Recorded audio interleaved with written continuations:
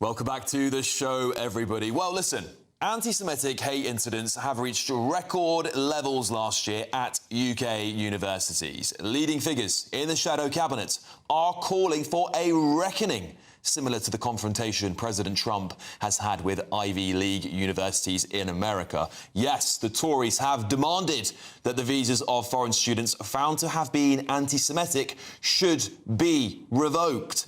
Is it time for our own, very own, Trump-style clampdown on campus anti-Semitism? Well, to discuss this, I'm now joined by Director for the Israel Solidarity Movement, Keith Fraser, and Director of Foreign Affairs, Pickthall House, Fayez Ahmed.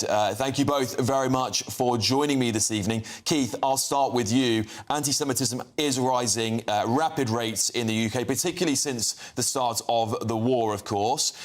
Should we be boosting out anti-Semitic students from the United Kingdom? Well, you'd have a big job doing so. Look, the foreign students who come in and study in this country bring in billions to the British economy. They keep these universities afloat. So there's no way they're going to be kicked out. And you look at the droves of fanatical, lunatic students who've been at universities and who've been spouting hate. You've had people like Jihadi John, the Bashar al-Assad, Muammar Gaddafi's son, who studied in British universities. The list is endless. It's not going to happen. The biggest problem that the UK needs to deal with is anti-Semitism as a whole. And that, unfortunately, is coming from vast swathes of the Muslim community and the far left. We need to deal with that because Jews are feeling unsafe on campus as a whole because of outrageous anti-Semitic tropes, anti-Israel tropes. And unfortunately, Jewish people are yet again being made a scapegoat. And the country needs to get onto this without delay, because I tell you what, the far left, even the Muslim community, they're backing the wrong horse. Because at the end of the day, even if you're anti-Israel, 1 out of 7 UK prescription medicines is made in Israel. Israel has been involved in cybersecurity, in numerous medical breakthroughs, water recycling, mobile phone technology that all these haters tend to want to use. So you're backing the wrong horse. And unfortunately, if the government doesn't get a hang of it and starts to deal properly with the problem as a whole within the Islamic community and the far left, the country is heading for a downfall as a whole. I promise you that. OK, Fayez, I'll pass that straight over to you. What do you make of Keith's thoughts there? Well, I think it's a bit of a distraction from the topic that we're here to discuss, which is the specific question of anti-Semitism on campuses and whether that should lead to deportations. I think it's important to understand what is the status quo. If you are an international student and you are found to have committed a crime, you will be prosecuted, and that may lead to your visa being revoked and you being deported. Now, the question is, should anti-Semitism be enshrined as a crime in British law specifically? And the question is, well, it depends what you mean by anti-Semitism. If you mean clear incitement to violence against Jewish people, that is already a crime under British law.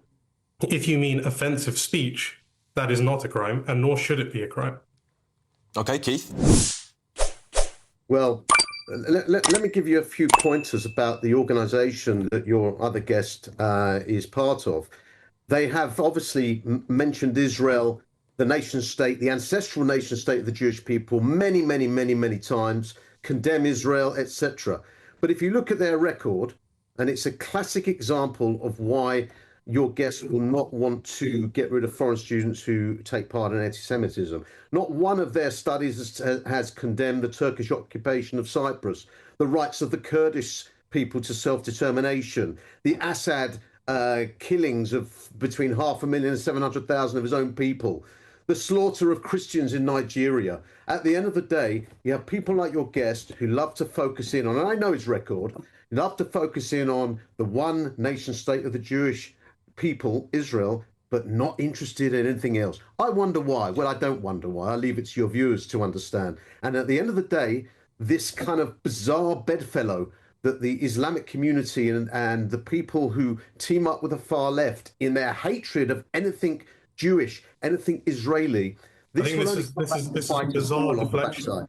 It's a bizarre deflection, and I resent the accusation, the dog whistle there, that purely as a result of being Muslim, I'm anti-Israel. Our organization is not a left-leaning think tank. In fact, we're a right-leaning think tank, if anything. We're committed to advancing Britain's interests. The reason that we have focused on Israel on our foreign policy reporting is precisely because Britain has a strategic relationship with Israel that has not benefited Britain over the last 2 years.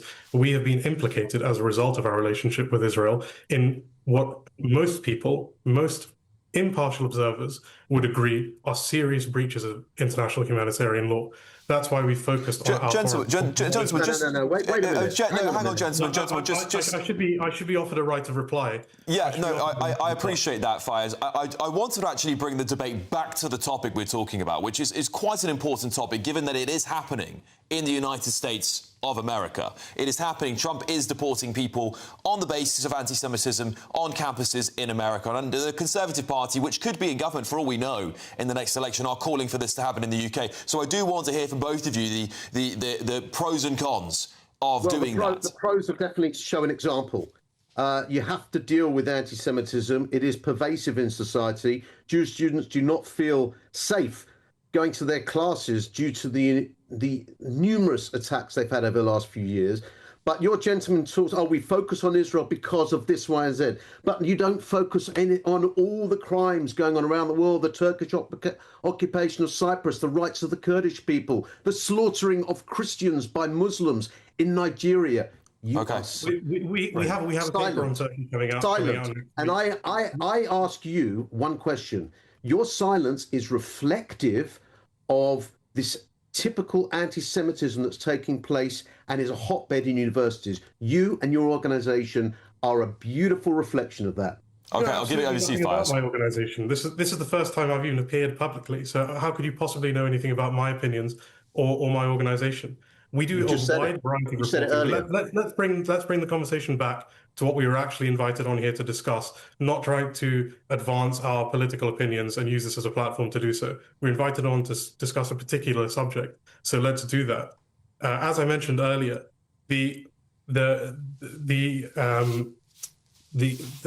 repercussions for anti-Semitism should be no different for foreign students as they are for British nationals. If you are implicated in a crime to commit violence, harassment, bullying of Jewish people, you should be prosecuted. And there are already existing legal mechanisms for people who are implicated in such crimes to be deported and have their visas revoked. Okay. But that should not be extended to simply saying something negative about the state of Israel. Keith, final word to you on this one. Well, I appreciate your guest's agreement that these people should be dealt with, but it's interesting how the singling out of the state of Israel is okay. Because when you single out someone and you bully one person or one country, as you do and your organization does, typical of the universities. Yes, you do. You've just said it yourself. You focus on Israel. You've never focused on any of like I could give you a list of 100 cases you haven't dealt with. All right, gents. Unfortunately, we've run out of time. I'm going to have to leave it there. Thank you both very much for joining me this evening, Keith Fraser and Fayez Ahmed. Thank you very much.